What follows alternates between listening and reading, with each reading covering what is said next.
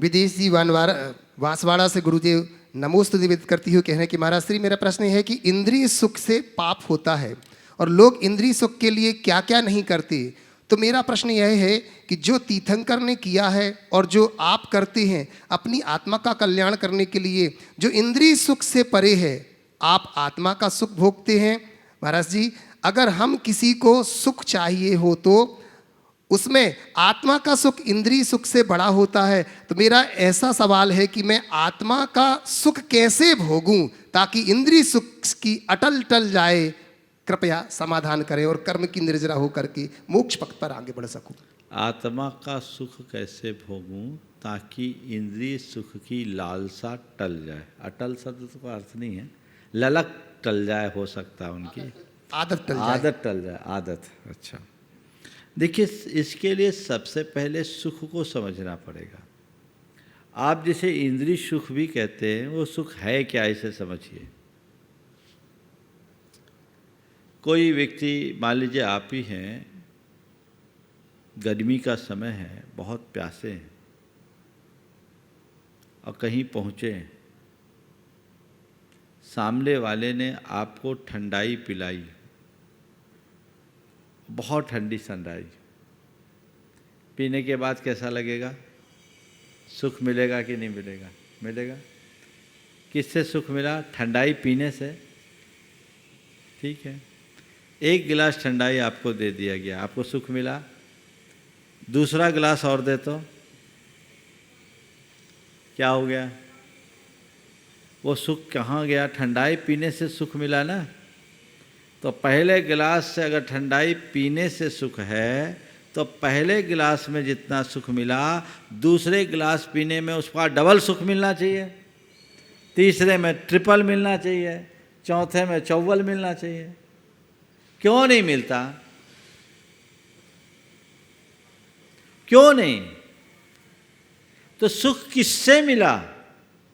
पहले गिलास में आपको बहुत सुख मिला और उत्तरोत्तर दूसरे तीसरे गिलास में सुख कम मिला, और चौथा गिलास सामने वाले ने ऑफर किया तो आपने हाथ जोड़ लिया, भैया अब नहीं। आखिर क्यों? सुख किससे मिला? ठंडाई से मिला। हाँ, एक गिलास पी के क्यों मिला? प्यास थी इसलिए मिला। सुख क्यों मिला? मन में प्यास थी, प्यासे व्यक्ति को ठंडाई पिलाया तो अच्छा लगा। भूखे व्यक्ति को रूखी रोटी भी अच्छी लगती है, और पेट भर जाने के बाद रसगुल्ला भी रास नहीं आता। आता है क्या? तो उस ठंडाई से जो सुख मिला, वो सुख ठंडाई का था कि प्यास का था? प्यास सुख है कि दुख है? बोलो, प्यास तो दुख है ना। तो अब ठंडाई जैसी वस्तु से आपको सुख पाना है, तो जितना सुख पाना है उससे ज्यादा प्यास जगाना है। तो पहले प्यास जगाओ, फिर उसे बुझाने के लिए ठंडाई लाओ और सुख पाओ। यही है इंद्रिय सुख, जिसको पाने के लिए हमें पहले दुख को बुलाना पड़ता है। सच्चे अर्थों में देखा जाए तो वो सुख सुख नहीं, सुख के नाम पर केवल एक भ्रम है, दुख है। समझ गए?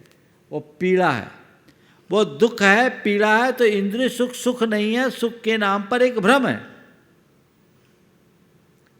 प्यास का प्रतिकार हुआ इसलिए सुख मिला। अब जिसके अंदर प्यास ही नहीं बची उसके लिए ठंडाई की जरूरत नहीं, जिसके लिए भोजन की भूख ही नहीं बची उसके लिए भोजन की जरूरत नहीं। तो मन में जब चाह उत्पन्न होती, उस चाह की पूर्ति के लिए हम तमाम साधनों का इस्तेमाल करते हैं और उसमें सुख खोजते हैं। सच्चे अर्थों में सुख हमारे मन में है। जब चाह ही नहीं तो सुख का, दुख ही नहीं होगा, और दुख ही नहीं तो सुख ही नहीं। तो आत्मा का सुख उससे परे है। ये सुख की वास्तविकता को समझने की जरूरत है। चीज़ों में सुख नहीं मिलता। और देखिए, मैं आपसे बोलता हूँ, आपके अकाउंट में किसी ने 1,00,000 रुपया दिया और आपको पता नहीं, आपको खुशी होगी? अकाउंट में तो पैसा आ गया, आपके पास मैसेज नहीं, आपको कोई खुशी होगी? हाँ,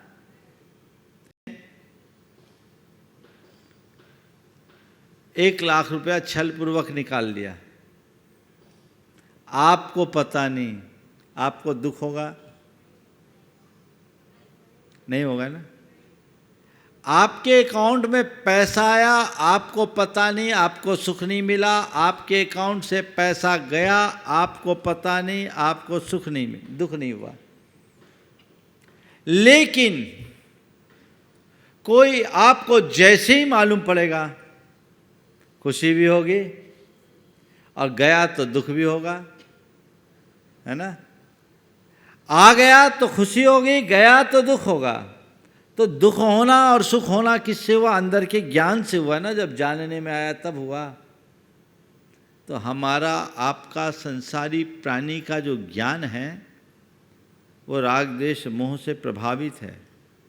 वो किसी को अच्छा मानता है, किसी को बुरा मानता है। जिसको अच्छा मानता है उसमें सुख मिलता है, जिसको बुरा मानता है उसको दुख मिलता है। लेकिन जो साधना के बल पर वीतराग अवस्था में पहुंच जाते हैं, जिसकी दृष्टि में न कोई अच्छा होता है न बुरा होता है, उसको न कभी सुख होता है न दुख होता है, वो सुख और दुख से परे आनंद की स्थिति में जीता है। और वही आत्मा का सुख है, वही अतीन्द्रिय सुख है जो केवल ज्ञान के बल पर फलीभूत होता है।